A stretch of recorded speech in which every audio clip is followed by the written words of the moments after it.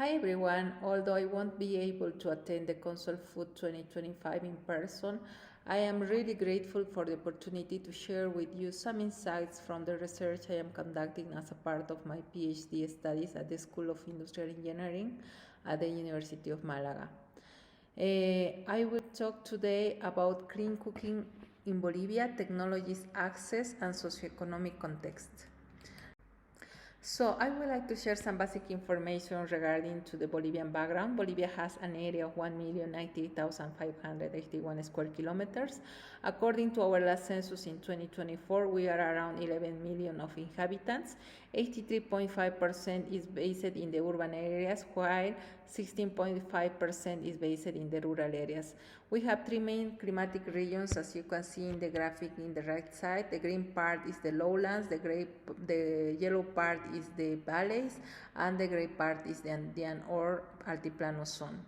Economically, Bolivia relies on the natural resources, including gas, minerals, and agriculture, and we have a GDP of approximately 45 billion, which categorizes us as a low-middle income country. In terms of human development, we are in the position 120 out of 191. Regarding to the energy landscape, the national electricity supply is composed in two systems: the national interconnected system covering 95% of the demand and the isolated systems covering 5% of the demand. The energy matrix is composed of 5 sources: hydropower 20%, thermal power plants 67%, wind energy 3.7%, biomass 3.7%, and solar energy 4.5%. It's important to mention that Bolivia is among the countries with highest solar radiation in the world, being the annual average solar radiation around 2.7 kilowatt-hour per square kilometer. That compared with Germany is 3 times the value of this country. Regarding to the cooking practices in Bolivia, as you can see in the table, the main source of energy for cooking purposes is the natural gas or liquefied gas as cylinders, especially in the urban areas, which covers around 100% of the demand.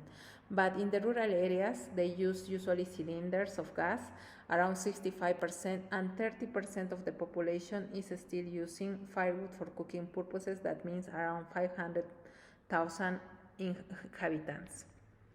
That means that women and children usually spend 5 hours daily to collect the firewood, and in some cases women are responsible of taking care 91% of their responsibilities at family level. That means that women works around 11 to 14 hours per day. That compared with the 10 hours men working is really high, and it demands a lot of efforts. The main model of cook stove used in the rural areas is the 3-stone stove model, as you can see in the figure in the right side. The main challenge to access to natural gas or cylinders in the rural areas is the high price of these cylinders. Usually the price is 22 Bolivians per cylinder, but in the rural areas it reaches to 100 Bolivians per cylinder. That means that families cannot access to this type of energy, so they usually use this type of cylinder during rainy season as they cannot collect firewood. The average firewood consumption for cooking purposes in rural areas is around 8.29 kilograms per family per day, amounting to over 369 tons annually. And the cooking spaces vary. 41% are open air, 20% are semi-enclosed, and 39% are enclosed. The energy efficiency of the traditional stoves is very low, around 6.17%, which means around 94% of the energy is wasted. And additionally, the harmful emissions produced during this time is very high. According to WHO recommendations, it should be 15 micrograms per cubic meter. But in this case, this reaches to 20 to 50,000 micrograms per cubic meter, which can cause severe health risks as eye irritation, respiratory issues, and potential premature death.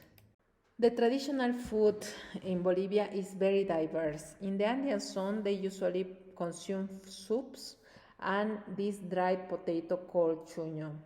and traditionally they call it ahtapi. So they cook different type of potatoes, chuño, and some meat, and they share together in the community.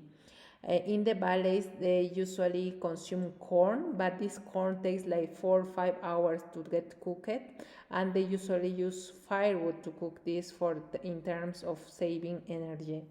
And this is aside some pork, potato, and a banana. In the lowlands, they usually use green banana for cooking purposes, cassava. They have this soup of chicken and some pork, but the pork is made entire, as you can see in the picture, using some coal. Regarding to the improved technologies for cooking purposes in Bolivia, one is the clay stove with burner holes or called Malene stoves. This was implemented mainly by GIZ in the last year, and it reduces around 50% of the firewood consumption. As you can see, it's made by clay and some chimney to reduce the smoke produced during cooking time. Another model is the metal stove with burner holes, which is similar to the Magdalena model. The only difference that is this is made all with metal. Another improved cooktop model is the fixed flat stoves, currently implemented by Terredes Homes Germany and Prodeco in Bolivia. It reduces around 50% of the firewood consumption.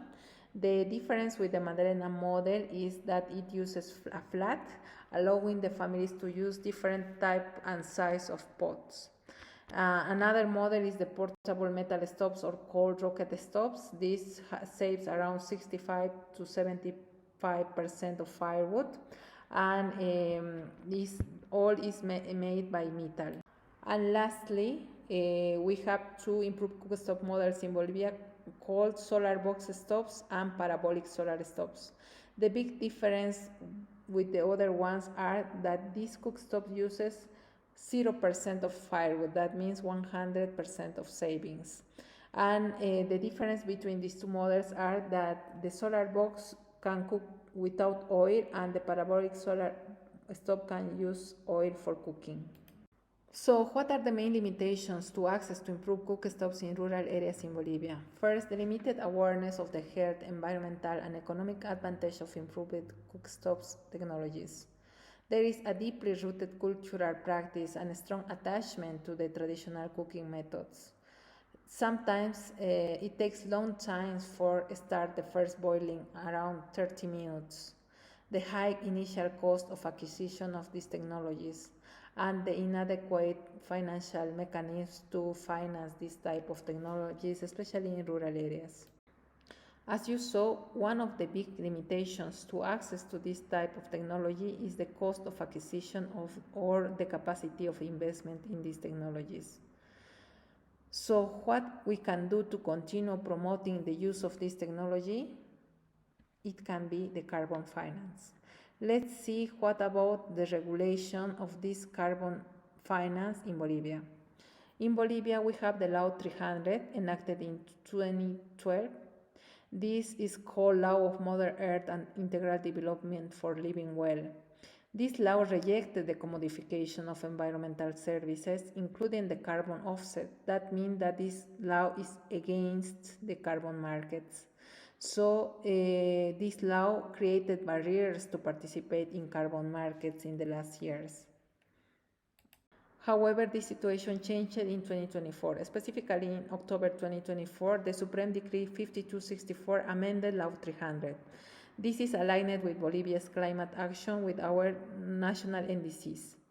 And this established guidelines for managing and accessing to climate finance. Additionally, the constitutional ruling 40/2024 declared that the Article 32.5 of the Law 300 is unconstitutional because this article had prohibited carbon market finance mechanism. And the ruling opened the door for participation in voluntary and compliance carbon markets. So Bolivia opened the door for carbon markets in 2024, and currently they are preparing the regulations for accessing to this type of markets under the Ministry of Development of Planning in Bolivia.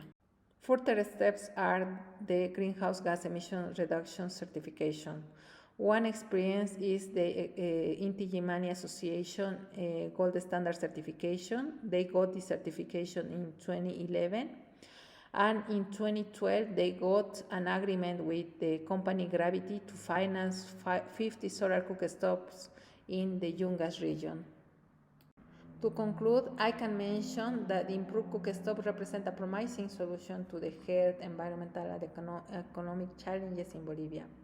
And additionally, considering the abundant resource of solar energy, we can promote the use of solar energy technologies as the solar cookstove.